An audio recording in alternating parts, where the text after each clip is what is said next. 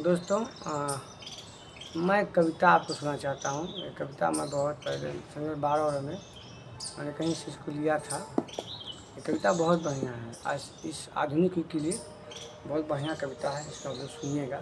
मैंने लिखा है, कहीं से लिखा है मैंने, मेरी स्वयं की कविता नहीं है। क्या क्या भूले, इसका शीर्षक है वो क्या क्या भूले।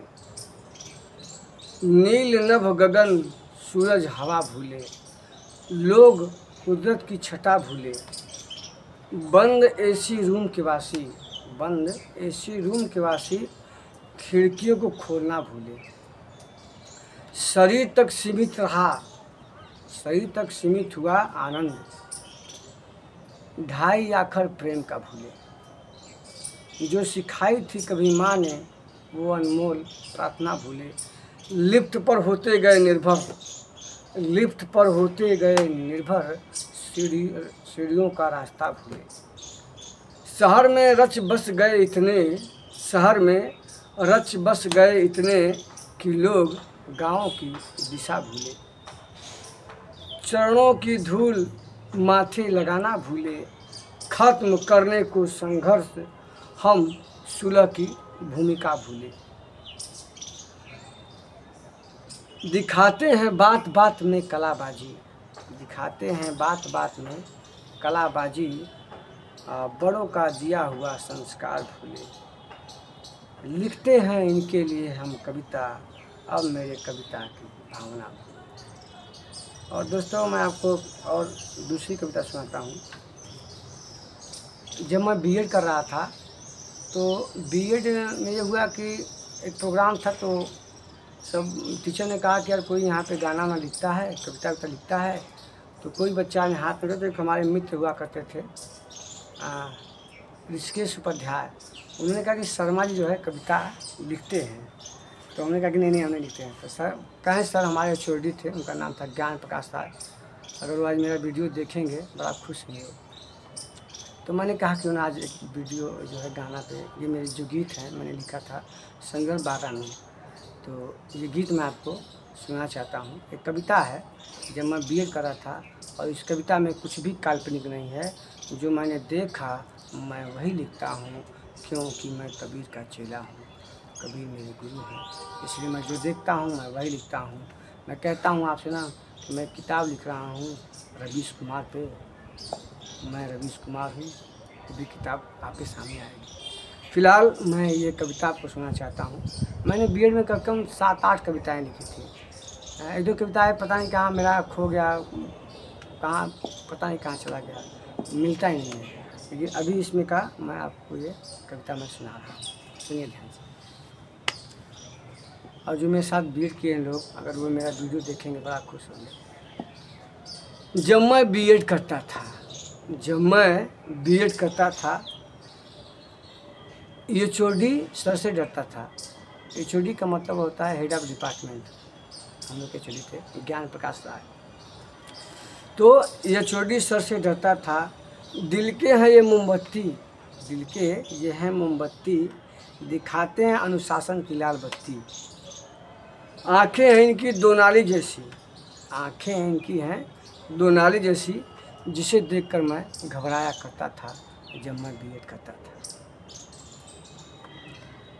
एक सर थे उदय सर, उदय सर की पढ़ाने की दिशा लोकप्रिय है, उदय सर की पढ़ाने की दिशा लोकप्रिय है। गुदगुलाने की कला प्रशंसनीय है।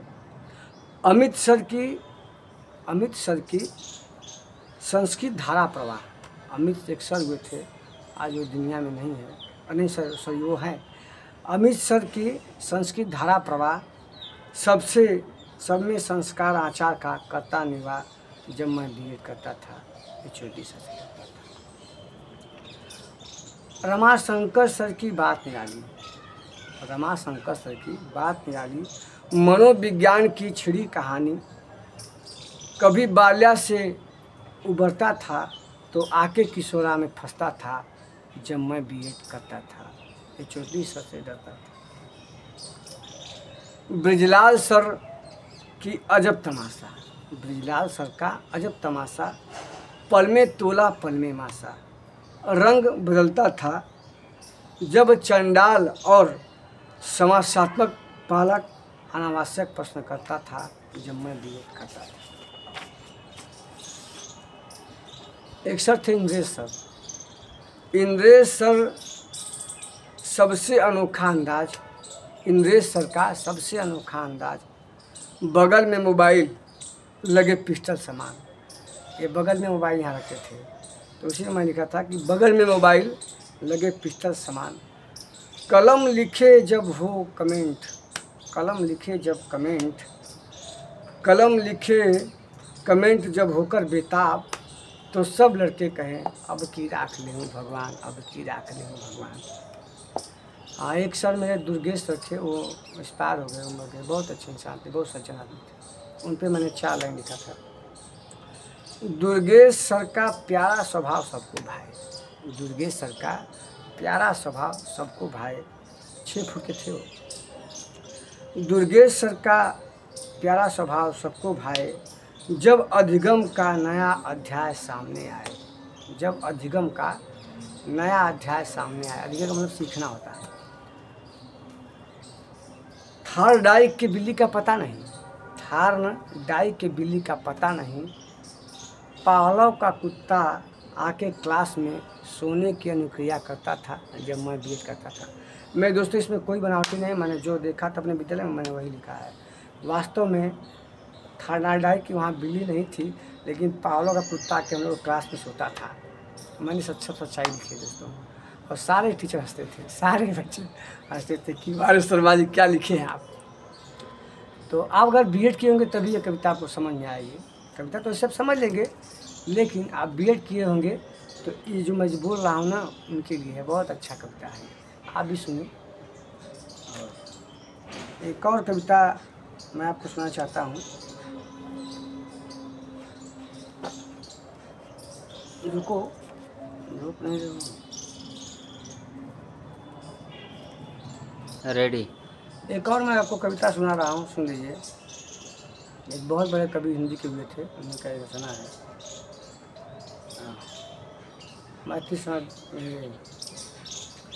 जग में सचर अचर जितने हैं, जग में सचर अचर जितने हैं, सारे कर्म नियत हैं। मतलब बिना कर्म किए कोई नहीं, सब कर्म करता है। धुन है एक, धुन एक न एक सभी को है, सबके निश्चित व्रत हैं। जीवन भर आतप, जीवन भर आतप रास वसुधा पर छाया करता है।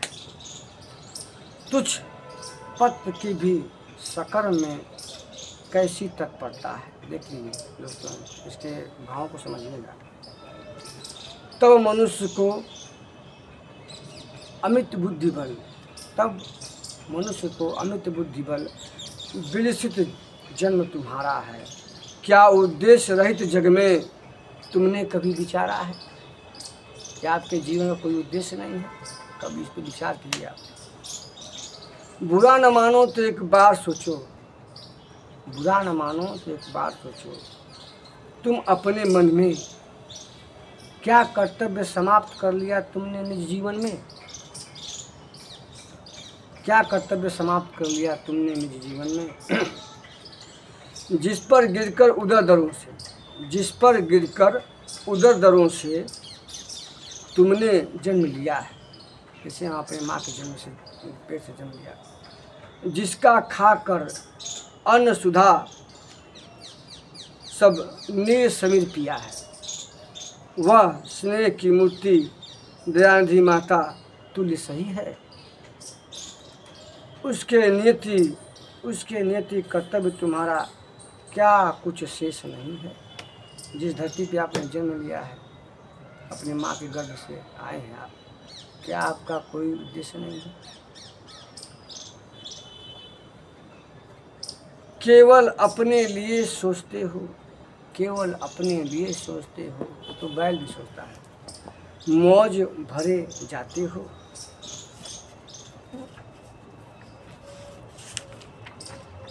मौज भरे जाते हो, पीते खाते सोते जगते हंसते सुख पाते हो। जग से दूर स्वार्थ साधना ही सतत तुम्हारा यश है। जग से दूर स्वार्थ साधना सत तुम्हारा यश है। सोचो तुम्ही कौन अग जग में तुमसा स्वार्थी विवश है। यह संसार मनुष्य के लिए एक परीक्षा स्थल है। यह संसार मनुष्य के लिए एक परीक्षा स्थल है। दुख है प्रश्न कठोर देखकर, दुख है प्रश्न कठोर देखकर, होती बुद्धि विकल है, किंतु स्वात्म बल विनय सत्पुरुष ठीक पहुँच अटकल से हल करते हैं प्रश्न सहज में अविरल मेधा बल से।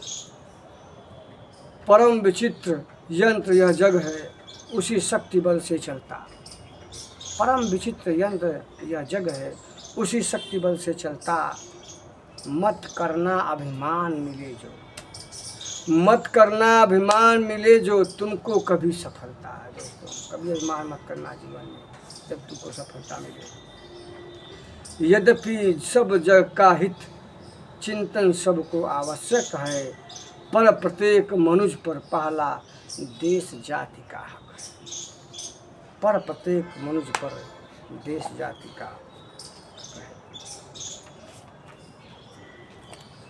पैदा कर जिस देश जाति में तुमको पाला पोसा, पैदा कर जिस देश जाति में तुमको पाला पोसा, किए हुए वह निज हित का तुमसे बड़ा भरोसा। उनसे होना उड़न प्रथम। कहने का मतलब दोस्तों कि जो माता पिता आपको जन्मे आपको इसलिए किए हैं कि आप उनकी सेवा करें, आपसे कुछ लालसा उनकी है, कभी यही करना चाहते हैं। तो उनसे होना उड़न प्रथम है सत्कर्म तुम्हारा।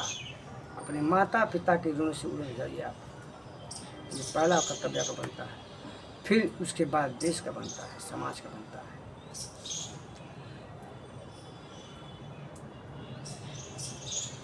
फिर दे सकते वसुधा को, माता पिता के बाद फिर दे सकते वसुधा को शेष स्वजीवन सारा। सच्चा प्रेम वही जिसको, सच्चा प्रेम वही जिसको आत्मबलि पर हो निर्भर निर्भर। त्याग बिना निष्प्राण प्रेम है, त्याग बिना निष्प्राण प्रेम है। करो प्रेम पर प्राण छावर। मृत्यु एक सहिता है जिसमें, मृत्यु एक सहिता है जिसमें सम से कातर जीव नहाकर फिर नूतन धारण करना काया रूपी वस्त्र बदल कर। दोस्तों, इस लाइन जो लास्ट वाली लाइन है ये गीता से लिया गया है। ये गीता जिसने पढ़ा है, जिस कवि ने शायद रामधारी सिंह का किया मैथिली संगीत की कविता है, वो मैं कब का लिखा मुझे याद नहीं है। तो ये जो है ये गीता का जो गीता का जो अध्याय है, दूसरा अध्याय का, जिसे भगवान आत्मा परमात्मा की बात करते हैं और समझाते हैं। और जो मैं उनको भगवान नहीं करता हूँ तो सचेत टीचर करता हूँ, प्रशिक्षित टीचर कृष्ण को। तो कृष्ण के जो अध्याय है आत्मा परमात्मा, उसी अध्याय से इस 4 लाइन को लिखा गया है कि मृत्यु एक सहिता है। मृत्यु क्या है? आम आदमी क्या है? ये जीवन है, आप इस पर जन्म लिए तो आपको मरना ही सत्य है। लेकिन मरना ही सत्य है, लेकिन मरने के बाद फिर जीवन है। क्योंकि कभी कहना चाहते हैं कि मृत्यु एक सहिता है, ये तो भाव है, इस पर तो आपको मरना ही है। लेकिन सम से कातर जीव नहाकर, लेकिन फिर इसी मृत्यु के शय से निकला हुआ व्यक्ति फिर दूसरे उसकी आत्मा दूसरे शरीर प्रवेश करती है, वही नहाकर बोल रहे हैं। और फिर नूतन, फिर नया जीवन, फिर नए शरीर को आप धारण कर लेंगे। और धारण जब कर लेंगे तो काया रूपी वस्त्र बहाकर कहना, कभी यही कहना चाहते हैं कि जो जीवन है ये मृत्यु सहिता है, और मृत्यु सहिता से जो पार निकल जाता है, मृत्यु के बाद फिर जीवन है। फिर ये शरीर जो है दूसरे शरीर में प्रवेश कर, जैसा गीता कहता है, गीता से कहा गया है गीता में कि जो शरीर है, ये शरीर तो क्या है, शरीर तो फिर चेंज, जैसे हम कपड़ा बदलते हैं वैसे हम शरीर बदलता है। आत्मा उस सही से निकलेगी, फिर दूसरे समय पर प्रवेश करेगी। ये निरंतर चलता रहता है। कबीरदास जी इसी के बारे में कहते हैं कि यह संसार हड़बड़ का कुआं। मित्रों, अगर आप नौजवान मेरा वीडियो देख रहे हैं या जो बुजुर्ग होंगे, जो पहले के पढ़े लिखे, जिसकी उम्र 40 से 45 होगी, तो वो जो है वो देखे होंगे कि गांव में पहले हार्बर्ड का कुआं होता करता था। हार्बर्ड समझ रहे हैं? हार्बर्ड का मतलब ना ऐसे उसमें डब्बे लगे रहते हैं ऐसे से, और वैसे गोला गोला ऐसे से वो चलता रहता है, और बार बार पानी उठाता था। पहले खेतों के लिए यूज करते थे हम लोग। हम तो गाँव में देखे हैं, अपने गाँव में भी, अपने गाँव के दूर वहाँ भी। तो ये संसार क्या है? हार्बर्ड का कुआं है। कबीरदास जी कहते हैं कि हार्बर्ड का कुआं है। आप इसमें निरंतर लगे रहते हैं, फिर मरेंगे फिर जन्म लेंगे, फिर न मरेंगे फिर जन्म लेंगे, फिर मरेंगे फिर जन्म लेंगे, ऐसे ही देखते हैं। इस दुख को देखकर कबीरदास जी कहते हैं कि यह संसार हड़बड़ का कुआं, ये तो गोलैया गोलैया घूम रहा है। जो मनुष्य की जो मनुष्य है वो तो गोल गोल बस घूम रहा है, वो तो उस सत्य को समझ नहीं पा रहा है। ऊर्ध्वमूलम अधस्साखम अस्वस्थम प्रावरभ्यम छद्दांसी प्राणी स्तंभे सविदित। कृष्ण कहते हैं कि हे अर्जुन, ये जो संसार है, ये संसार पीपल का वृक्ष है, और जो पीपल का वृक्ष तुम देखते हो सामान्य जीवन में, सामान्य इस पृथ्वी पर नीचे उसका जल है ना, तो इसको तुम उल्टा मानो। और उल्टा मानने का मतलब जड़ उसका एकदम फैला हुआ है, फिर तना है, और तना को जो सींचने वाले हैं ये तीन, रजोगुण, सतोगुण, तमोगुण, ब्रह्मा विष्णु महेश, ये तीनों क्या करते हैं? इसको जल देते हैं, इसको सींचते हैं। जब सींचते हैं तो इन तीनों से निकलती हैं टहनियाँ, टहनियाँ में होते हैं पत्ते, और पत्ता रूपी संसार है। कबीरदास कहते हैं कि यह जीवन एक पीपल का डार है। तो वो कहने का मतलब है कि संसार, कृष्ण भी यही बात करते हैं, कबीर भी यही बात करते हैं कि जो पाठ रूपी है, जो वो लोग संसार है। संसार का मतलब हम और आप, ये संसार जो जीव है उसी को सीखता कौन है? ब्रह्मा विष्णु महेश। सतोगुण, तमोगुण और रजोगुण। सतोगुण जब आप किसी आदमी का निर्माण होता है, जीव का निर्माण होता है, उसमें तीनों गुण होते हैं, सतोगुण, तमोगुण, रजोगुण। उसी को हमारे शास्त्रों में उसको ब्रह्मा विष्णु महेश कहा गया है, उसका नाम दिया गया है। ये गुण होते हैं। जैसे होता है ना साइंस में कि एक ठो एनर्जी टूटेगा तो तीन ठो एनर्जी बनेगा, तो उसी तरह होता है। तो ये अखंड, जो कृष्ण समझा रहे हैं कि ये अखंड है, ऊपर फैला हुआ ये जो है, जो वृक्ष का, जो पीपल का वृक्ष था, वो जब उसका फैला हुआ है, इसका अंत, इसका पार लगाना मुमकिन नहीं है, इसको नहीं कोई देखा जा सकता है, क्योंकि इसके जो मूल में है ना, ये तीन, ब्रह्मा विष्णु महेश, ये इसको सींच रहे हैं, और ये पार्थिव के संसार यहीं भूला भटका हुआ है। कृष्ण ऐसा कहना चाहते हैं गीता में कि ये। तो अर्जुन पूछता है कि कैसे इस पेड़ को कैसे काटा जाए, कैसे उस परमात्मा को खोजा जाए। आप थोड़ा सा बस दिमाग लगाइए, क्या ये जो आसमान आप देखते हैं ऊपर, क्या इसका आदि अंत और मध्य है कहीं? क्या आप पता कर सकते हैं? क्या नहीं पता कर सकते? कैसे पता होगा? वैराग रूपी कुल्हाड़ी से। जब वैराग रूपी कुल्हाड़ी से इसको आप काटोगे, वैराग का मतलब क्या होता है? वैराग्य का मतलब होता है वैर घन अज्ञ, मतलब अज्ञानता को काटिए ज्ञान रूपी तलवार से।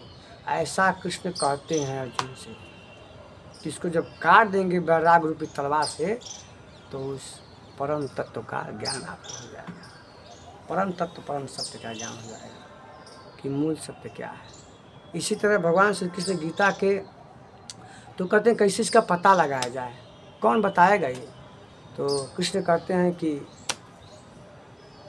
तद्दति प्राणी प्रातेन बुद्धिजीवी सेवाया, मतलब कि हे अर्जुन, ये श्लोक हमको याद नहीं आ रहा है, तो लेकिन इसका मैं अर्थ में आपको बता दूँ।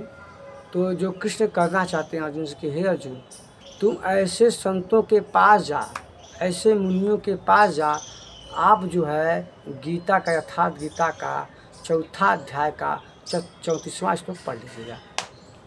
तो ऐसा कृष्ण कहते हैं कि जाओ, उस संत को पकड़ो, उस महात्मा को पकड़ो, उस मुनि को पकड़ो, उनकी सेवा करो, याचना करो, उनको गुरु मानो, तो तुमसे वो सत्पुरुष के उस सत्य ज्ञान के बारे में तुमको बोध कराएंगे। ऐसा कृष्ण अर्जुन से कहते हैं। ऐसा उन्होंने क्यों कहा? क्योंकि जानते थे कि मेरे हो सकता है आने वाले समय में मैं न रहूं, ये अर्जुन न रहे, तो ये प्रश्न कौन पूछेगा? और जब कोई ऐसा अनुरागी पैदा होगा जो परम सत्य को जानने के लिए, तो कौन बताएगा? कृष्ण सर्वज्ञ थे, वो सब जानते थे। उन्होंने इसलिए ऐसा कहा कि जो आने वाली पीढ़ी हो, मैं न रहूं, लेकिन अर्जुन जैसा तो अनुरागी पैदा होंगे। देखिए मित्रों, गीता आज भी प्रासंगिक है, उस समय भी प्रासंगिक थी और आने वाले समय भी प्रासंगिक होगी। तो कृष्ण ने, लेकिन वो गीता को समझिए, पूरा समझिए। गीता में सब वो नहीं है, कुछ चीज़ें उसमें विवाद भी है। जैसे उसका जो गीता का जो 9वां अध्याय का 32वां श्लोक है, वो किसी ने घुसेड़ा है उसमें। आप उसको पढ़िए, बहुत इसमें है। लेकिन मैं आपको बता रहा हूँ, ये जो चीज़ें बता रहा हूँ, तो उन्होंने ऐसा कहा कि कोई भी आएगा अनुराग उसके जैसा, अर्जुन जैसा, तो यही प्रश्न करेगा, उस परम सत्य की बात करेगा, तो कौन बताएगा? तो इसलिए कृष्ण ने ऐसा कहा कि ऐसे संतों की खोज करो, ऐसे मुनियों की खोज करो, जाओ आप उनका पैर पकड़ो, वो तुम्हें उस सत्य ज्ञान की बात करेंगे। मैं भी उसी परमात्मा के शरण में हूँ। दोस्तों, अगर आप मेरा वीडियो देख रहे हैं, कोई ऐसा संत हो बताइए आपके अगल बगल, मैं उनसे भेंट करना चाहता हूँ। और मैं पूछना चाहता हूँ कि शंकर भगवान किसका ध्यान करते थे और विष्णु किसका ध्यान करते थे, किस परम सत्य की ध्यान करते थे? मैं उसी परम सत्य की खोज कर रहा हूँ। अब खोज क्या, मुझे तो मेरे गुरु हैं कबीर, वो तो मुझे बताते हैं सब। मैं जान जाऊँगा, समय लगेगा, मैं जान जाऊँगा। मैं 20 साल से जानने का प्रयास कर रहा हूँ और मैं जानता हूँ कि कहाँ है वो, हमारे और आपके अंदर है। नाम है मंदिर, नाम है मस्जिद, नाम है गुरुद्वारे में। अरे पगले कहाँ मुझको ढूंढो, मैं तो तेरे पास में, मैं तो तेरे श्वासों की सांस में। मेरे गुरु कहते हैं कि आपके श्वासों में सांस हो। बुद्ध भी यही कहते हैं, अपो दीपो भवा, अपना दीपक तुम स्वयं बनो। तो कहीं जाने की आवश्यकता नहीं मित्रों, कहीं जाने किसी खोजने की आवश्यकता नहीं है। ये बात मैं इसलिए कह रहा हूँ कि गीता की इसमें बात आ गई है कि इस आधार पर एक कविता लिखा गया है, चाहे मथी शरण गुप्त की हो या चाहे रामधारी सिंह दिनकर की कविता हो। ये जो 4 लाइन था वो गीता का ही था। उन्होंने गीता पढ़ा हुआ है तो लिखा हुआ। मुझ पर भी गीता का प्रभाव पड़ा है, लेकिन मुझ पर जो प्रभाव पड़ा है वो कबीर का पड़ा है, मेरे गुरु का पड़ा है। धन्यवाद दोस्तों, नमस्कार। मैं बोलता हूँ तो बहुत बोलता हूँ।